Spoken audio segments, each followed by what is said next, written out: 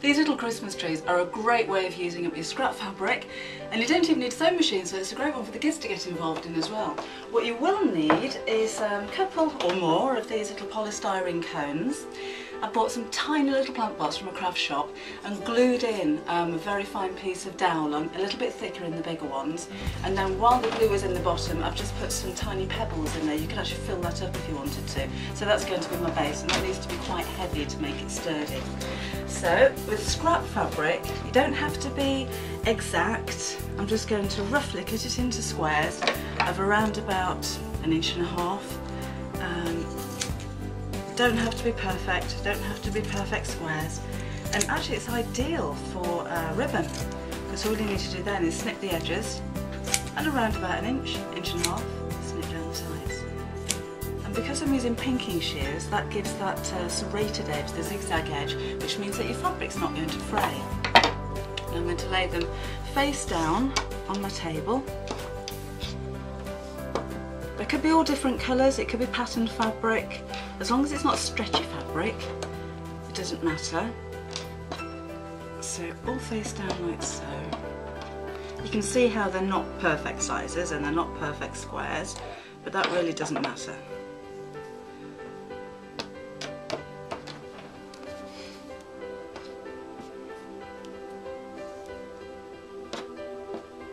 That'll do for now. Then I'm going to take my glue, and this glue is amazing because it will stick fabric, it'll stick polystyrene, it'll stick trimmings onto upholstery. It's really strong and it dries clear. And all I'm doing is putting a blob in the centre of each one, about the size of a little pearl. And again, don't have to be exact, but around about in the centre. And I'll just do about 20 to start with, so the glue doesn't dry by the time I get round to using them. That'll do for now. Then this is the fun bit, because you take your polystyrene, pick up your squares, doesn't matter where you start, place it glue side down, take a skewer or a blunt pencil and simply poke it into the polystyrene. And we're going to cover the whole of the polystyrene cone doing that.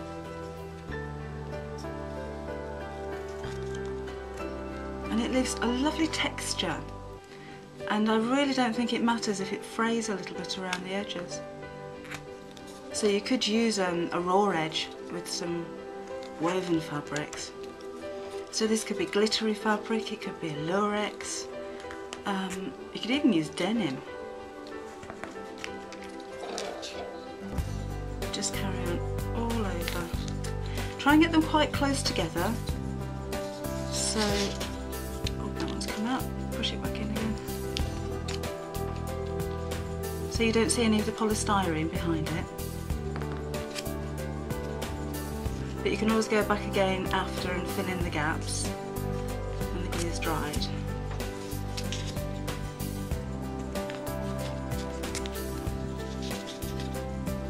See how it's building up all the way around. Oh, that one stuck to me.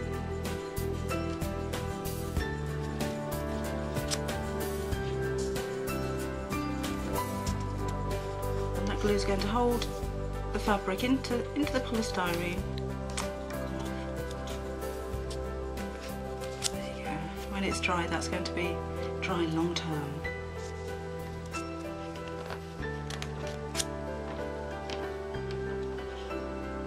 Don't go across the bottom of it, you don't need to see that.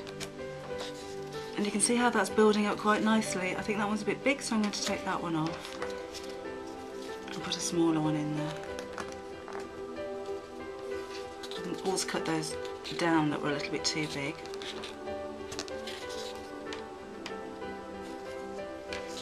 But this could be a pink one for a girl's room, a blue one for a boy's room.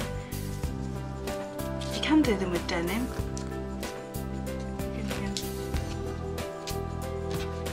Something to match the colour of your room. So maybe pinks, greens, orange. We'll just keep going all the way around until you get right up to the top. Now just a tip when you do get to the top. A tip for the top, you may need to cut them a little bit smaller get right to the point, don't push them in quite so far because this tip may break off, because there's not so much polystyrene there to hold the fabric in. But if it does break off, then your glue will glue it back on again. You may want to put a pin through there just to hold it while it's gluing. But that's the idea, just one more on the top. And just carry on right in the top there. Now when yours is finished, it'll look something like this, if this is the colours that you've used. You'll take your polystyrene cone when it's finished and put some glue on the top of the rod and simply force that on the top. So that would all be decorated, and then the glue will dry, so it's set all in one.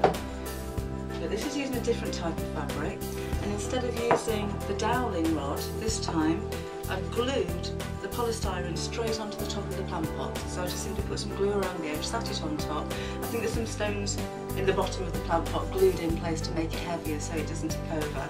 And this time I've just put some little ribbons in between, and there's even some beads on there to look like berries. This is using ribbon, and this is a round polystyrene ball instead of a cone. So I've built that up in exactly the same way. This one isn't using pinking shears, so it's fraying a little bit, but I don't mind that. And then this one is again fabric. This is using scissors, not pinking shears, and that's got a little bit of sparkle because I've used some Crafter's Companion Spray and Sparkle, which is normally for card making to add like a glittery sheen, but it works quite well with fabric and it makes it feel quite stiff, so it doesn't actually feel like fabric. And with this one, I've put a hook in the top so I can hang that on the Christmas tree. And then finally, I did mention that you could use denim, and this is a wreath. Again, it's only polystyrene, so it's exactly the same way. I tore the denim into strips, like ribbon strips, and then frayed it on the edges, so that you've got these the fluffy white edges. And this time I put some little white beads in between, so I just glued those on with the same glue afterwards, and just finished that off to look like Christmas berries. What I'm going to do next is make a smaller one, and I've actually got a mirror the same size at the back, so I'm going to have a go at that later.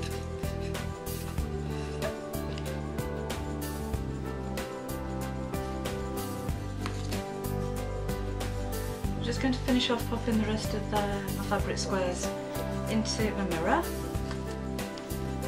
filling in any gaps as I go around as well. You can always go back afterwards if you do see any spaces, or if you want to add any different colours as well.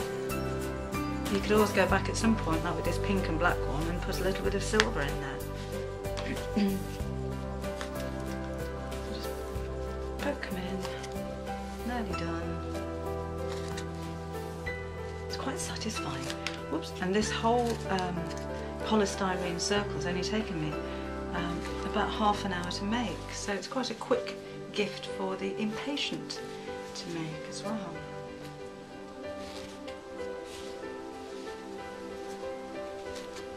We'll get that. That'll do.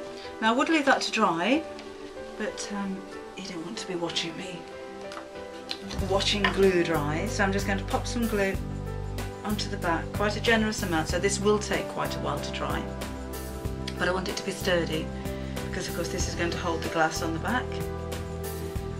Pop that over the top of the glue and then leave to dry for a long time, but I'll just pick it up and turn it over and show you what it's going to look like. We've got a really pretty little mirror. I'd put maybe a ribbon on the back and pin it and glue the pin into the polystyrene to keep it there, just to make it nice and sturdy. But because it's